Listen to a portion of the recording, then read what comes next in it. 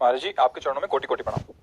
महाराज जी, कई साल वीरनाश करके मानसिक रोग से ग्रसित हो चुका हूँ। पिछले 5 महीने से वीरनाश नहीं किया है, फिर भी नकारात्मक सोच नहीं जाती। महाराज जी, जोशी ने बताया कि सब शनि और राहु का प्रभाव है। कोई शनि राहु का प्रभाव नहीं, करो दुष्प्रवृत्तियां और शनि राहु ग्रसित हो चुका हूँ। पिछले 5 महीने से वीरनाश नहीं किया है, फिर भी नकारात्मक सोच नहीं जाती। महाराज जी, जोशी ने बताया कि सब शनि और राहु का प्रभाव है। कोई शनि राहु का प्रभाव नहीं, करो दुष्प्रवृत्तियां और शनि राहु को दोष दो, बेकार की बातें हैं।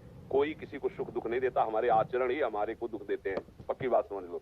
बोले वो अमुक ने उसको पीटा, राज कर्मचारी आपकी सुरक्षा के लिए है, लेकिन जब आप असत आचरण करेंगे तो पीट के जेल में डाल देंगे। ये राज कर्मचारी हैं, शुक्र शनि राहु केतु, ये सब राज कर्मचारी हैं। असद आचरण वालों को जलाते हैं, दंड देते हैं, और सदाचरण वालों को चाहे जिस नक्षत्र पे बैठे हो, चाहे ग्रह पर किसी भी बैठे हो, ये सदैव अनुकूल रहते हैं। ये भगवत पार्षदों को ऐसे वैसे नहीं है। करो अस्त मैथुन और शनि साढ़े चढ़ा हुआ है, इसलिए ऐसा होता है। बेवकूफी वाली बातें बच्चा है। अभी अवस्था है तुम्हारी वीरपात करने की। गेहूं की फसल तैयार हो रही है, गलेत पे हो। गलेत माने होता है दाना अभी पड़ रहा है, और आप उसको काट लो तो ना भूसा होगा ना दाना होगा, व्यर्थ जीवन चला जाएगा। कम से कम 20-22 वर्ष ब्रह्मचर्य का पालन करो, फिर गृहस्थी में जाओ। संतान तेजस्वी होगी, देशभक्त होगी, माता पिता की भक्ति कर। ये क्या है?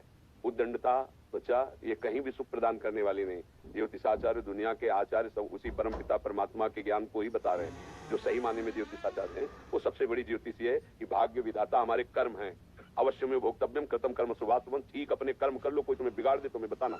हमारे कर्म पूर्व के या वर्तमान के, वही हमारी दुर्गति करते, दूसरा कोई सृष्टि में नहीं।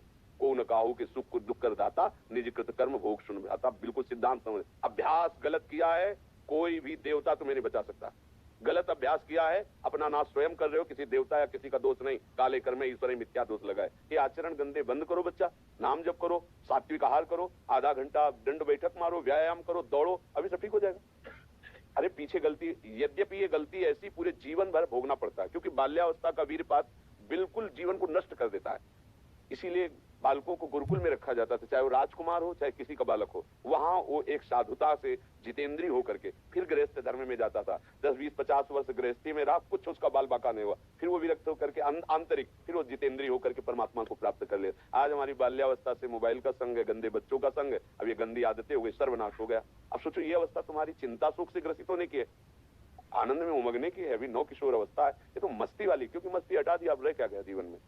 ये जो लोग समझते हैं ना कि जैसे खून निकलवा लो तो खून बन जाता है, बहुत गलत बात है। खून वो दान देना, वो महीने में वो बात एक अलग है, लेकिन सप्तम धातु वीर एक मन शुद्ध सात्विक पौष्टिक अन्न के बाद एक बार के लिए तैयार होता है।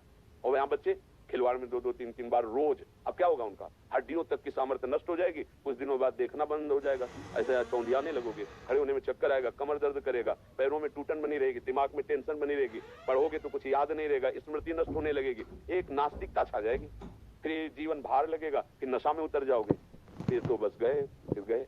अब कौन मानता है संत महात्माओं की बातों को? समझाते हैं तो साधु महात्मा है तो अलग बात करते हैं। नहीं, हर बहन भाई को 20 वर्ष तक नियम पूर्वक ब्रह्मचर्य रहना चाहिए। ये जो व्यवहार चला है, अब क्या है कि कुछ भी बोलो तो जबान पे लोग अंकुश की वो तो ऐसा बोल रहे। ये जो मोबाइल की सुविधा और उसमें सब गंदी बातें देखना, अब आप पढ़े लिखे हो, सर्च करो, सब आ जाएगा। ये जीवन का नाश कर देने वाली बातें हैं बच्चों के। माता पिता को इन पे सावधान लेकर के अंकुश करना चाहिए, क्योंकि वो इस समय उन्मत्त हैं बच्चे, उनको वास्तविक सत असत का ज्ञान नहीं है, तो वो अपना ही अहित करने के लिए अपना सुख समझते हैं। अपना हित कर रहे हैं, अपना सुख समझ रहे हैं। ये तो कहो भगवान की आपके ऊपर कृपा है जो आप हिम्मत करके अपनी बात यहाँ कह रहे हो। पर फिर भी अवलो नशानी अवनान से हो, सावधानी से चलो, और हम जो कह रहे हो मानो।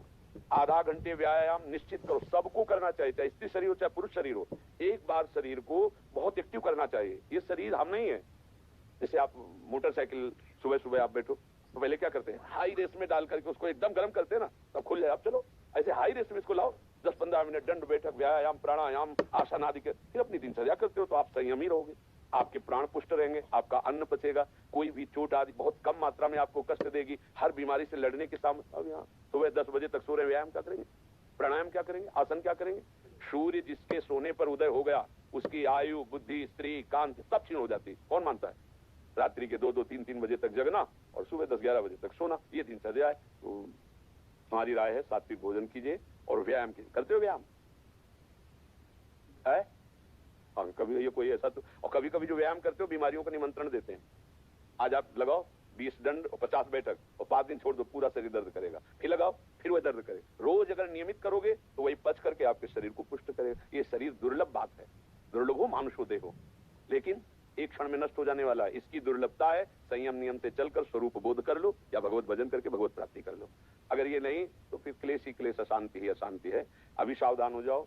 बिगड़ तो गया, अब ये नहीं कह सकते कि अभी कुछ नहीं बिगड़ा, बिगड़ गया। अगर कभी 25 वर्ष के बाद गलती हुई है तो हम उसे कह सकते हैं कुछ नहीं बिगड़ा, क्योंकि तुम्हारा पुष्ट है जीवन पूर्व से, अब आगे बढ़ो। लेकिन बच्चापन से ये जो रोग लग रहे, 13-14 वर्ष का बच्चा है और उसकी हालत ये है कि उसे वैद्य के द्वारा औषधियां दिला करके उसे ठीक करने की चेष्टा कर रहे हैं। क्या हुआ? ये 13-14 वर्ष की अवस्था, इसमें